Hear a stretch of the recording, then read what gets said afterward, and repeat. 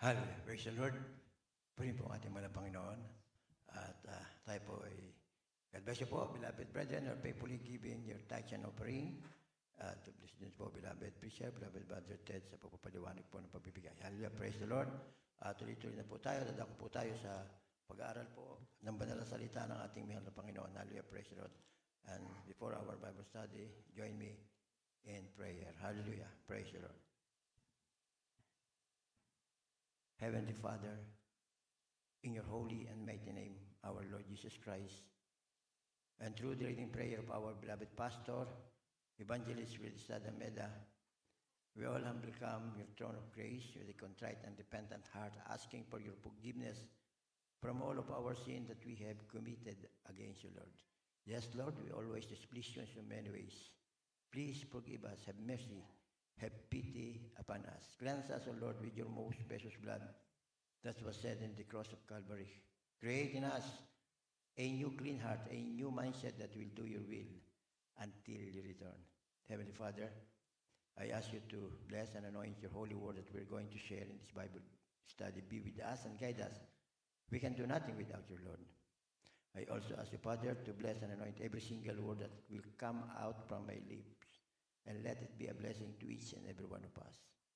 Open, Lord, our spiritual eyes to see and our ear to hear. Give us all wisdom to comprehend and understand your holy word. This is we pray. In your holy and mighty name, our Lord Jesus Christ, and through the prayer of our beloved pastor, we bind and rebuke all power of darkness, doubts, unbeliefs, hindrances, distraction. Cast out in Jesus' name. Amen. Hallelujah. Praise the Lord. Purihin po ang ating mga person. Foremost, I would like to give the highest praise, the highest worship, the highest glory, and everlasting thanksgiving to our Lord of Lords, King of Kings, ever dearest Jesus. Hallelujah. Praise the Lord. And I want to give the respect and greetings to our beloved pastor, Evangelist Willis Sadameda, to his beloved children, grandchildren, and to his beloved great-grandchildren, and to his beloved in-laws.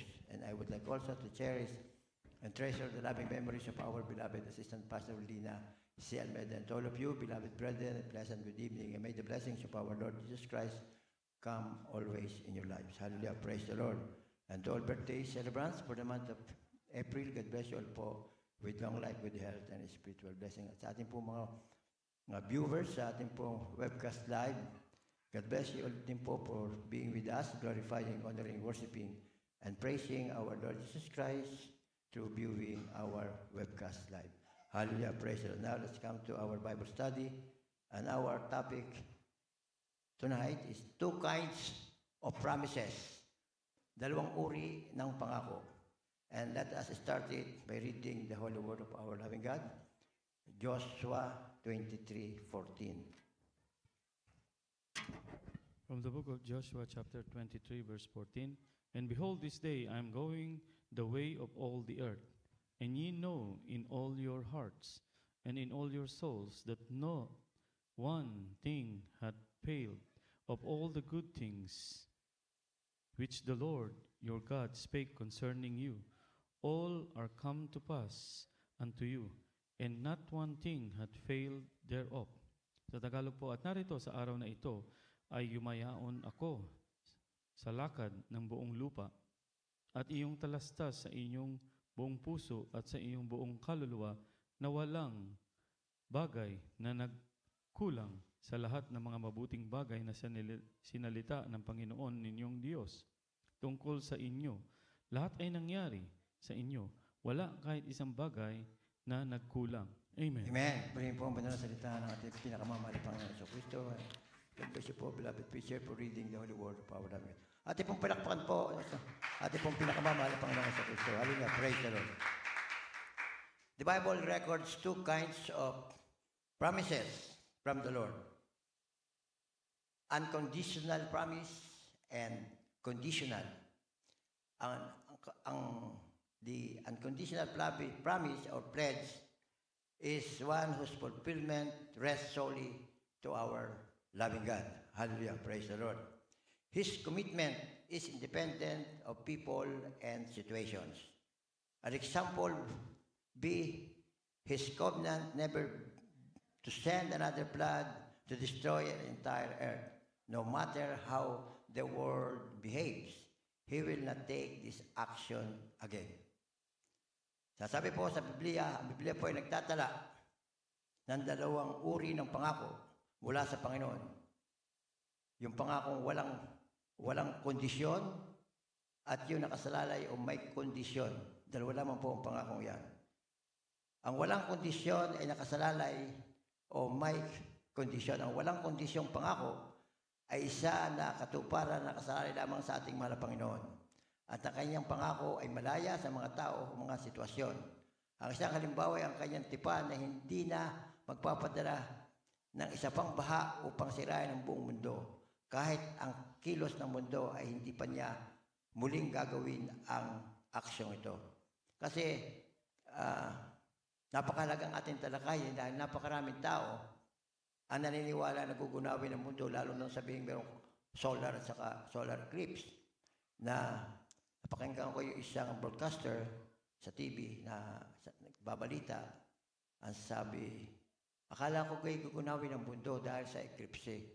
But hanggang ngayon ako'y buhay. Hallelujah, praise the Lord. Nakakahabag ang mga ganitong tao dahil hindi nila alam ang banal na salita ng ating mahal na Panginoon.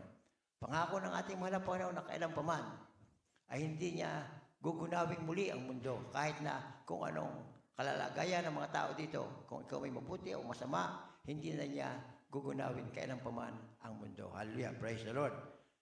Bakit po ganoon ang pahayag ng ating mahal na Panginoon? Dahil nga po, mahal tayong lahat ng ating mahal na Panginoon. Lahat ng kanyang nilikha ay mahal niya. Nagkataon lamang yung mga iba ay nadaya ng kaaway na hindi nila maunawaan at maintindihan kung ano talaga ang layunin ng ating mahal na Panginoon. Katulad ng mga bagay na ito, sabi nila mamamatay na raw sila o gugunawin ang mundo. Ay sabi ng mahal na Panginoon hindi na niya gugunawin ang mundo. Ibig sabihin, hindi sila nagbabasa ng banal na kasulatan kaya hindi nila alam. Hallelujah, praise the Lord.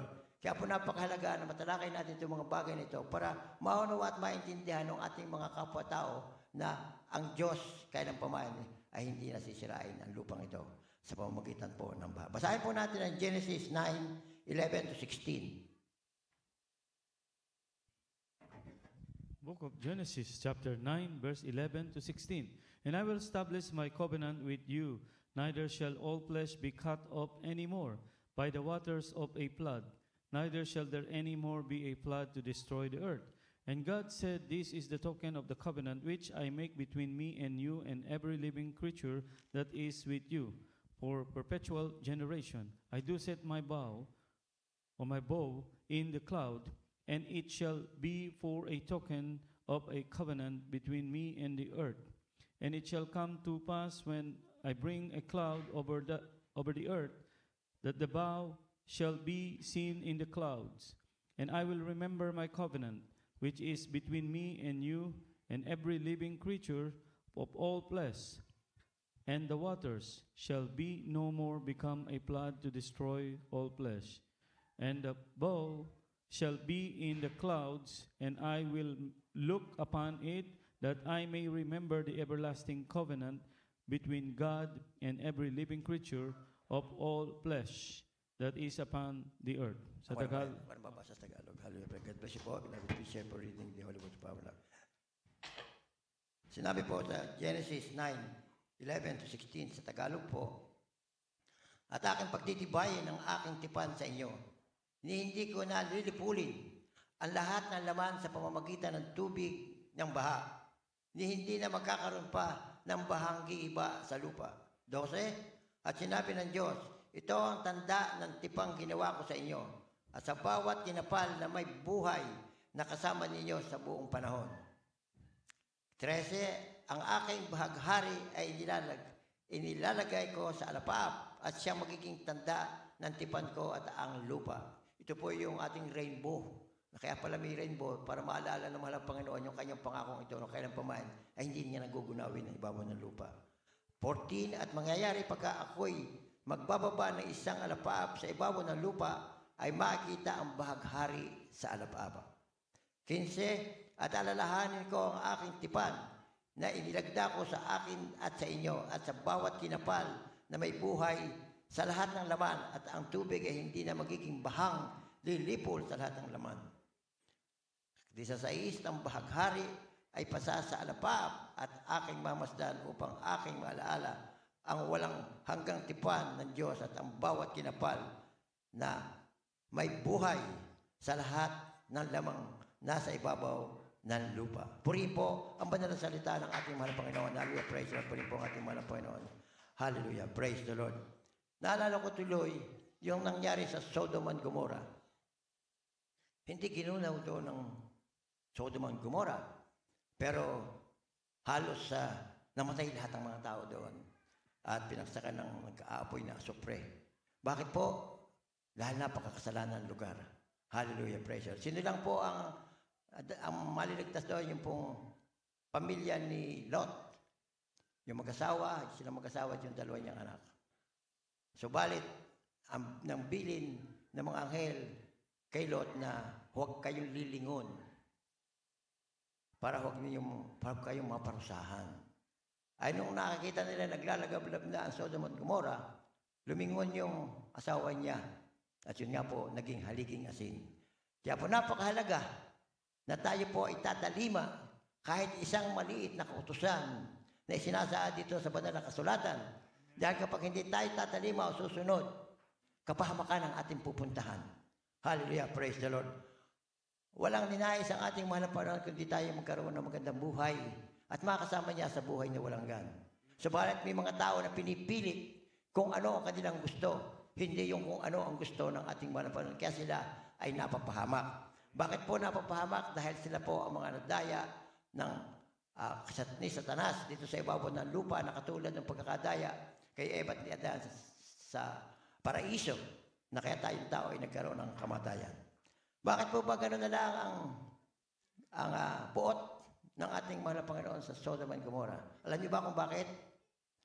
Yung dalawang sinukoy niyang anghel nung naanto kina Lot ay gustong kunin ng mga mamamayan at gahasain.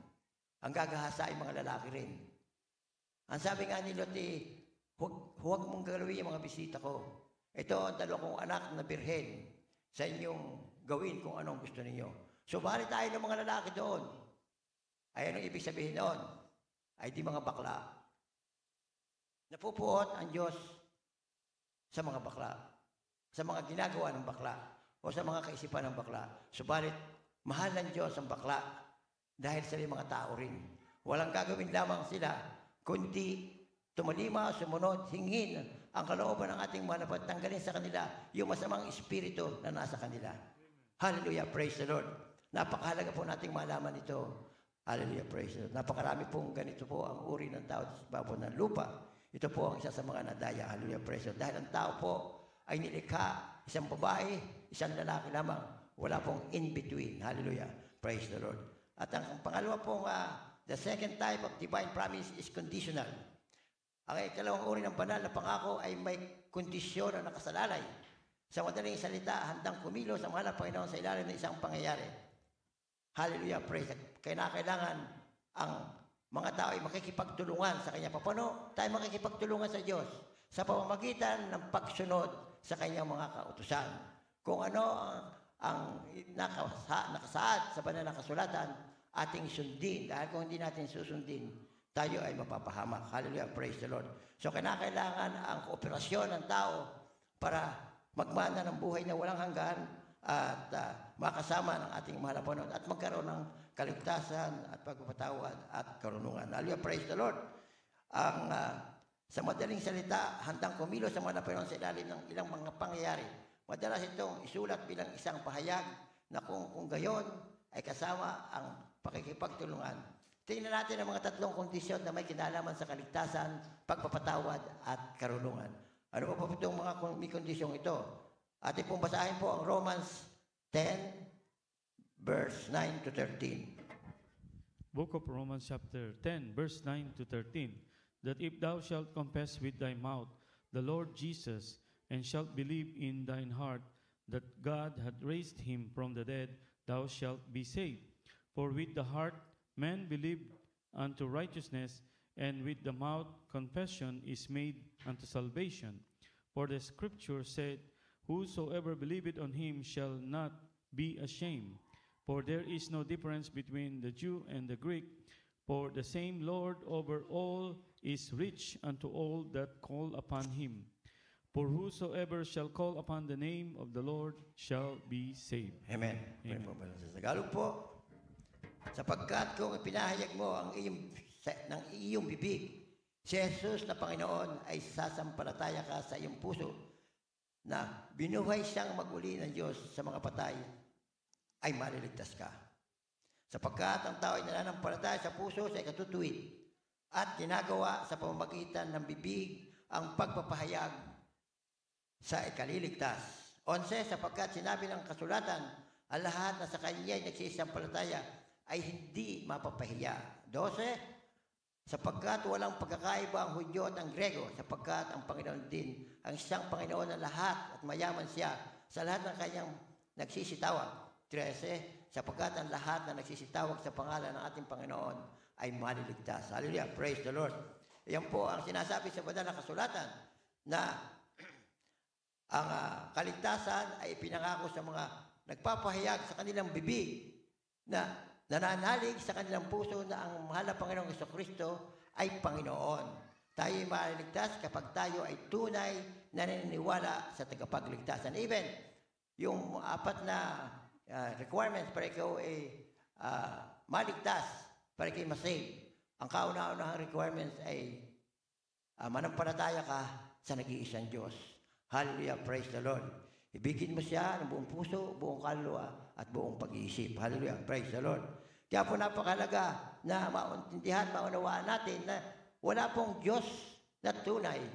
Wala pong makapangyarihan Diyos kundi ang ating pinakamamahal na Panginoong Jesucristo. Ang alam ng iba, ang ating mahal na Panginoon ay anak. Tunay na siya ay anak dahil siya ay nagkatawan tao. Tumigil din sa ibabang lupa upang isakripisyo ang kanyang buhay. Alang-alang sa ating makasalanan at ang sino man tatanggap sa kanya at maglilingkod sa kanya ay magmamana ng buhay na walang hanggan. May karapatang maligtas kapag ito yung ginawa. Kapag tayo natanggap natin ating mahal na Panginoon, kinakailangan susundin natin kung ano ang mga kautusan nating mahal na Panginoon. Dahil kapag hindi tayo susunod, maguging walang saysay yung pagkatanggap natin sa ating mahal na Panginoon. Sabi nga, kung ating iniibig ang Diyos, ay susunod tayo sa kanyang kalooban o sa kanyang mga utos. At hallelujah, praise the Lord. At even sinabi rin ng banal na kasulatan na kapag napaluguran natin ang ating mahal na Panginoon, nasa nating mga puso ay pagkakalob sa atin. Ano ang kaluguran ng ating mahal na Panginoon? Nagawin natin ang kanyang utos, ang kanyang kalooban upang yung pangako niya ng kaligtasan ay makamtan ng bawat isa. Hallelujah, praise the Lord. At ang pangdalo po, kung tayo ay lalapit sa manal na Panginoong Jesucristo, may taus-pusong pag-amin sa ating kasalanan. Kinakailangan aminin natin na tayo ay nagkasala, tayo ay may katiyakan ng banal na kapatawaran at paglilinis. Kapag inamin natin sa harapan ng ating mahal na Panginoon tayo nagkasala, tayo kanyang patatawarin at kanyang lilinisin. Ang katuparan ng mahal na Panginoon sa panatang ito ay nakasalalay sa ating masunuring pagkilos. Kasi kung hindi tayo tatalima, hindi tayo susunod sa kautusang ito, mawawalang saysay ang ating magkaroon ng buhay na walang hanggan. Hallelujah. Nakasama ang ating malaban. Marami nga nagsasabi na once you're saved, no. Kapag ikaw ay tumanggap sa ating mahal na Panginoon, kinakailangan daanan mo, lakaran mo, yung makiputadaan na naaayon sa kalooban ng ating mahal na Panginoon. Wala kang iitsapera, kinakailangan masunod ang kautusan ng ating mahal na Panginoon. Hallelujah. Kung tayo, basahin po natin ang 1 John 1:9 and 10. From the book of 1 John chapter 1, verse 9 to 10. If we confess our sins, He is faithful and just to forgive us our sins and to cleanse us from all unrighteousness. If we say that we have not sinned, we make Him a liar and His word is not in us. Amen. Amen. Sa Tagalog po, unang Juan, Kapitulo 1, versikulo 9 at 10. Kung ipahayag natin ang ating mga kasalanan, ay tapat at banal siya na tayo patatawarin sa ating mga kasalanan at tayo linisin sa lahat ng kalikuan. Kung sinasabi natin tayo hindi nagkasala, ay ating ginagawang sinungaling siya at ang kanyang salita ay wala sa atin. Hallelujah, praise the Lord. Tayo mga tayo tuloy ng mga kasalanan, kahit tanggap na natin ang ating malawa, tayo kukulang at nagkakamali pa rin. Hallelujah, praise the Lord. Pero hindi ganun ang nais ng ating mga Panginoon. Kapag ikaw humingi ng tawad sa isang kasalanan, huwag mo nang babalikan yon. Parang pag pinalikan mo pa yung kasalanan yun, para ka raw aso na pagkatapos na magbamit, ay muling kakainin yung kanyang isinuka. At kung ikaw na may baboy, inalintur din tayo sa baboy na pagkatapos mo raw paliguan o malinis, ay muli kang pupunta sa putikan upang maglublob at madumihan muli. Hallelujah, praise the Lord. Kaya po napakahalaga ang ating pagkaunawa sa banal na kasulatan. Huwag na natin gagawin ang mga kasalanan natin gagawa. Mahirap gawin dahil tayo nasa laban, pero hindi mahirap gawin kung lagi kang makikipag-ugnayan sa ating malapan. Anong pakikipag-ugnayan? Lagi kang magpupuri sa harapan ng ating Panginoon. Lagi kang dadalo sa mga ganitong gawain. Hallelujah. Papahalagan mo ang mga ganitong gawain dahil ito iniutos ng ating Panginoon. At sabi nga po sa pakibasa Brad yung Hebrew 10:25-27. Wala yun sa...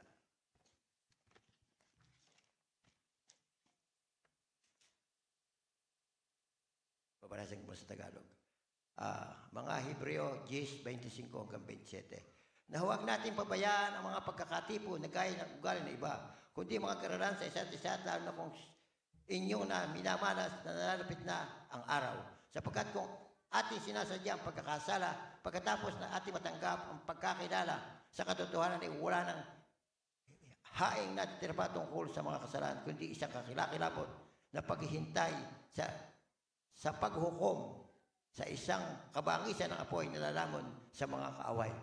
Kapag hindi tayo talaga taos puso sa ating pagdalo, sa ating pananagawain, tayo ay malapit na makuhang muli ng kaaway ng Diyos.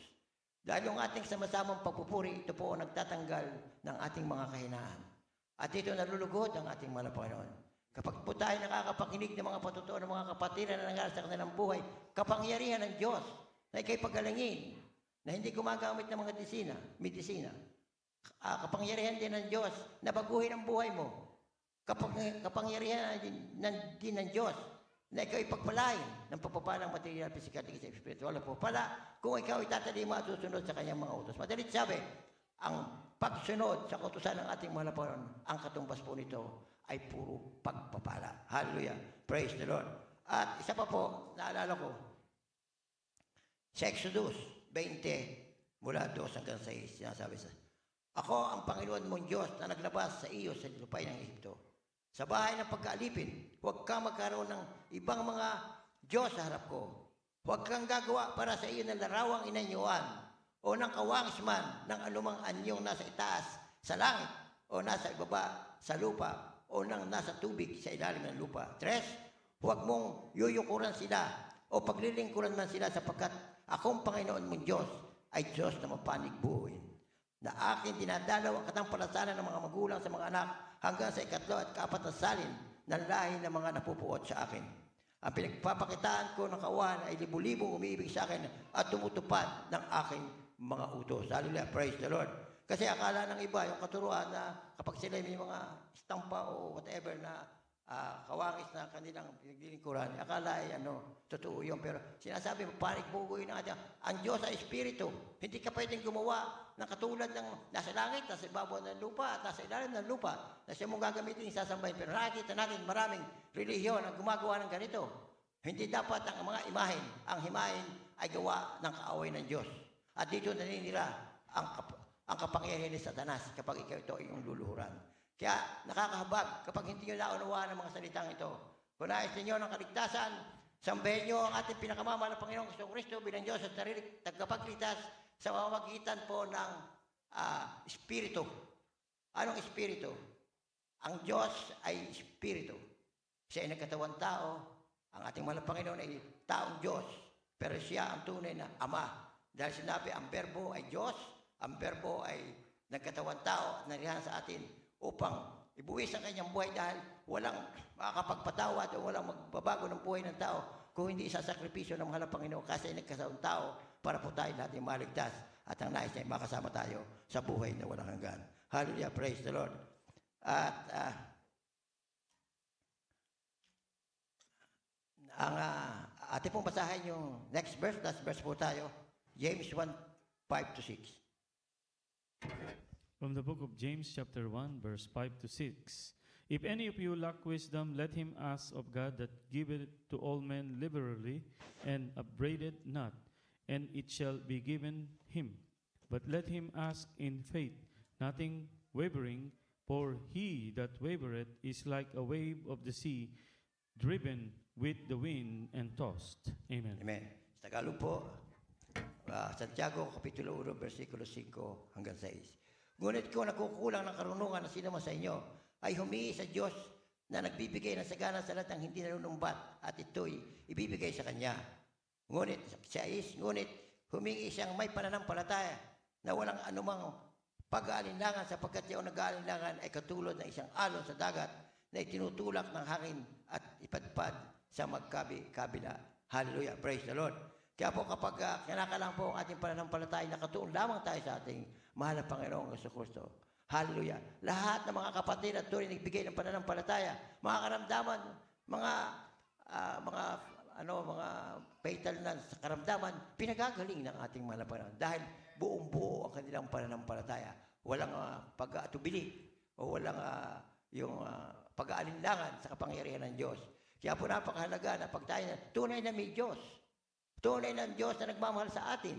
Ipinauunawa sa atin at nagbibigay siya ng banal na salita para maunawa at maintindihan natin na ang tao ay may kaligtasan kung ating tatanggapin ang ating mahal na Panginoon bilang Diyos sa sariling tagapagligtas at ating ipamumuhay ang kanyang banal na salita. Hallelujah. Praise the Lord. Kasi po pagka tayo po ay nagpupuri sa ating mahal na Panginoon, yung taos sa puso ng pagpupuri, alis sa iyo masasamang espiritu. Kaya dapat pag tayo magpupuri, laksan yung boses. Dahil po, habang ikaw malakas ang pag-awit mo, hindi na pinag-uusapan dito na ikaw ay sintunado, whatever. Basta ang mahalaga, nakasentro ang puso at isipan mo sa pagpupuri sa ating mahal na Panginoon. Doon nalulugod ang ating mahal na Panginoon dahil pinupuri mo siya ng taos sa iyong puso. Hallelujah. Praise the Lord. God will do exactly what He promised, but He requires our obedient cooperation before fulfilling His conditional pledges. To receive the blessing, we must satisfy the condition He has set. If we are waiting for the Lord to fulfill His promise, check to be sure we are carrying out our part. Sabi po, kailangan po kung ano po ang dapat natin gawin, ating gagawin. Gagawin ng mahal na Panginoon ang ganap na eksaktong ipinangako niya, ngunit hinihiling niya ang ating masunuring pakikipagtulungan bago tuparin ang kanyang kondisyon at pagtatakda. Upang matanggap ang pagpapala, dapat nating matugunan ang kondisyong itinakda niya. Kung naghihintay tayo ng tuparin ng mahal na Panginoon kanyang pangako, suriin upang makatiyak na ginagawa ang ating bahagi. Kaya kinakailangan po, susundin natin at ating suriin na ang ating ginagawa ay tunay na kalooban ng ating mahal na Panginoon. Paano natin masusuri kung hindi ka nagbabasa ng banal na kasulatan? Maniniwala ka lamang sa iyong pagkakaintindi na wala kang patayan, kundi ang patayan mo ay ang sanlibutan lang. Napakahalaga ang nagbabasa ng Biblia. Mga kapatid, malapit ang bumalik ang ating mahal na Panginoon. Yung mga nakikita nating mga, tawag dito, mga baha, mga lindol, pag-aaway o gera, o mga karamdaman na halos ang buong mundo ay nakakaranas, saray-saring kapighatian sa buhay ng tao. Ito po ay nakasa banal na kasulatan na ito po ang palatandaan na malapit nang bumalik ang malang. Even yung eclipse yung sinasabi, ito po ay palatandaan din na dahil balik na ang malang. Tayo po ay pinaghahanda ng ating mahal na Panginoon. Ang ibig sabihin po nito, kahit dumadating ang mga ganyang buhay, mga kahirapan sa bawat ng lupa, ay magbalik at tayo sa mahal na Panginoon. Hallelujah, praise the Lord. Gawin natin kung ano ang kalooban nating mahal na Panginoon para tayo ay makasama sa kanyang pagdagit sa mga banal. Hallelujah, praise the Lord. Puri po ang ating pinakamamahal na Panginoong Jesucristo at ating palakpakan po ang ating pinakamamahal na Panginoong Jesucristo at tayo po ay umawit ng isang makalangit na awitin sa ating pong pinakamamahal na Panginoon. Hallelujah, praise the Lord.